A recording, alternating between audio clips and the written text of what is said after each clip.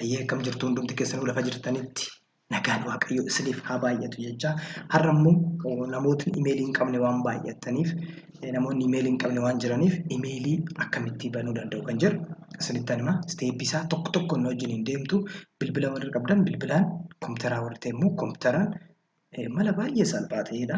Wanti nama isin barbaachisu imeelii banachuudhaaf bilbila qofa isin barbaachisa.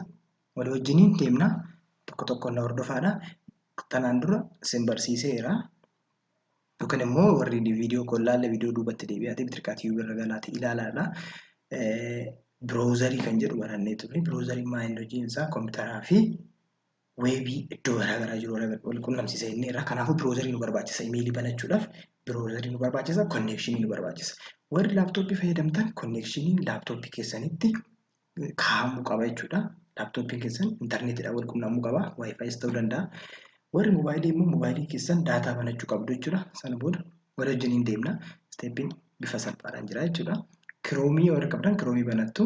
Ammaaf kiroomiin fayyadama waan ta'eef kiroomii kanan bana. Egaan kiroomii baneen booda as bira dhufee tanan Gmail login jedheen barreessa. Mala salphaan akka dafee naaf fiduuf. Sana booda maal jedhaani Gmail email from Google jedhu kana tuqna jechuudha. Sana booda create account jedhu kana tuqna jechuudha. Create account jedhu kana erga tuqneen booda maqaa keenya barreessina. Maqaan keenya qubeen jalqabaa qubee guddaa ta'uu qaba. Maqaa keenya Tolosaa yoo ta'e Tolosaa innaa kan abbaa immoo Badhaasaa yoo ta'e akkasii barreessina. Badhaasaa Tolosaa Badhaasaa lakkoofsa tokko jedhee ofii isaatii kaa'eera.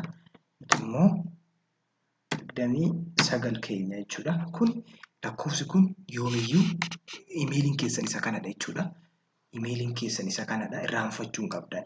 Tolosaa Badhaasaa 29@gmail.com jechuudha. Paaswordii keessan isin keessan galfadhaa. Ani kan kootaan galcha. Irra deebinee asitti konfirmi kan jedhu kanarrattis akkasumatti irra deebinee galchina. Kana booda next jennaani bilbila nu gaafataa. Bilbila keessan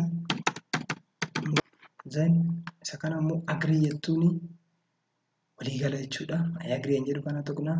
Eegganna san booda create your Google account kallattumaan akkaawuntii keenyatti seenaa jechuudha. Hayyee bananneerraa jechuudha. So imeeliin keenya Tolosaa Badhaasaa 29 fakkeenyaaf kan koo jechuudha.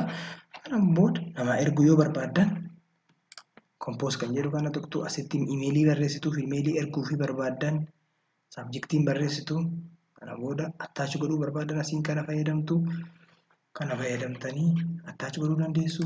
Imeelii warri hin qabne bifa kanaan banachuu dandeessu. Har'aaf kanuma yeroo biraatiin immoo waan biraa qabadheen dhufa galatuma.